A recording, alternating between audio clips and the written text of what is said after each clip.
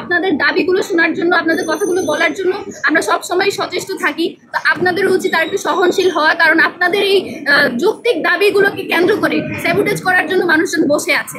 আপনাদেরকে বিতর্কিত করার জন্য আওয়ামী লীগ থেকে শুরু করে দেশ বিরোধী যারা আছে সবাই বসে আছে। সেই ব্যাপারে আপনাদের আরেকটু সচেতন হওয়া জরুরি।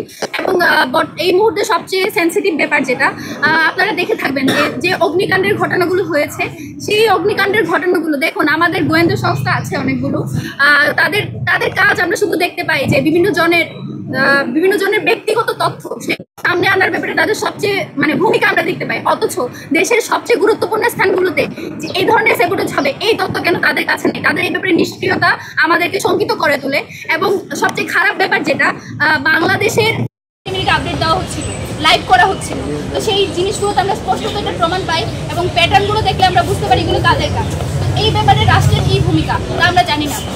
সামনে হয়তো নির্বাচনকে ঘিরে আরও দেশকে অস্থিতিশীল করে তোলার চেষ্টা করা হবে, গুরুত্বপূর্ণ স্থাপনাগুলোতে হয়তো আরও আগুন লাগানো হবে, হাই ভোল্টেজ অ্যাসাসিন হওয়ারও সংখ্যা আমরা দেখতে পাচ্ছি।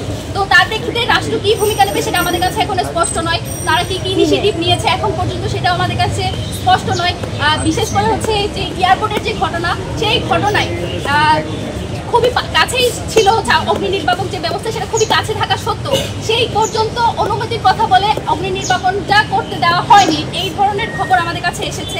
তো এই কাজগুলো কারা করেছে সেটা সুস্পষ্টভাবে তদন্ত করে বের করতে হবে এবং বাংলাদেশের যে কেপিআর স্থাপনাগুলো রয়েছে সেগুলো নিরাপত্তা নিশ্চিত করারও দাবি আমরা জানাচ্ছি। এবং আমাদের যারা গুরুত্বপূর্ণ ব্যক্তিত্ব রয়েছেন তাদের নিরাপত্তা নিশ্চিত করাটাও আমরা জরুরি বলে মনে করছি। এবং যে জুলাই সনদ বাস্তবায়নের যে একটা খসড়া দেখেছি জুলাই সনদের বা যে স্বাক্ষরিত হয়েছে সেটা